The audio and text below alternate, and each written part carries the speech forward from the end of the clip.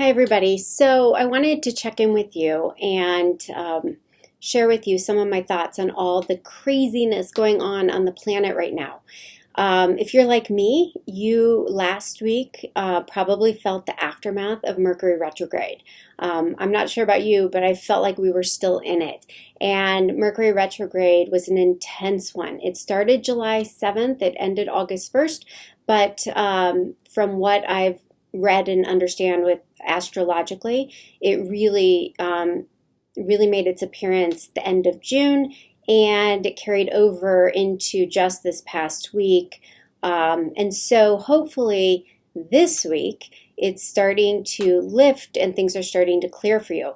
But not only was Mercury in retrograde, but there were 4 planets in retrograde, and they still are: Jupiter, Saturn, Neptune, and Pluto. On top of that, we have a full moon on the 15th of August, and that's all about endings, brings up a lot for us. And so in addition, there were 2 eclipses in July, right? And eclipses are all about change, and it's bringing things to the surface. So it creates a lot of upheaval and chaos and change. So change can be uncomfortable. And but that's how we release the old and bring in the new, which brings us to the full moon.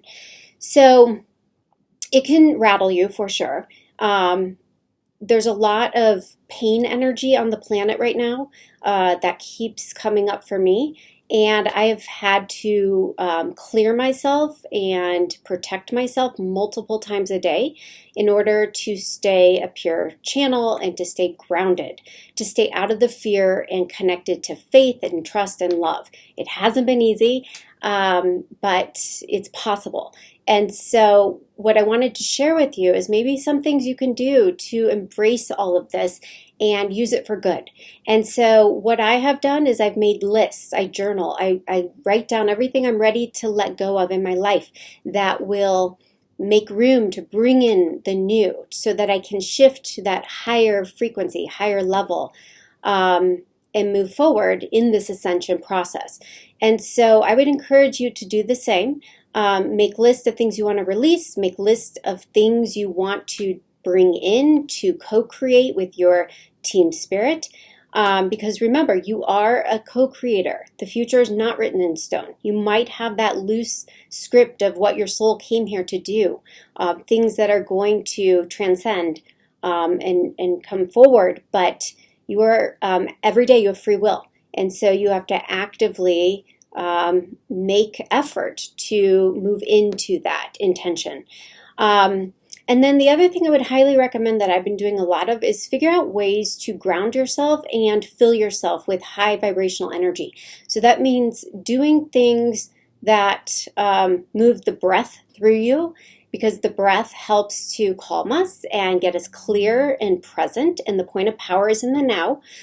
So running, walking, yoga, Tai Chi, any breath work, awesome. And then, I do things that bring me joy. So maybe it's spending time with people that raise your vibe and make you laugh. Laughter's amazing. Hobbies, interests you have that fill your heart and make you feel good and get you kind of out of your head and into your heart. So bottom line, self-care right now is critical. It's not a luxury, it's a necessity, because we have to be grounded and clear and connected to source in order to be able to show up and serve others, to fulfill our soul's purpose. So I just wanted to pass all those little tips along to remind you you're not crazy, you're not alone in this, we're all feeling it, but you can choose to go through it gracefully and connected. And so I would just see this as one more reminder to make the time and just see it as an important next step in your ascension process. As always, I'm wishing you brightest blessings and all love.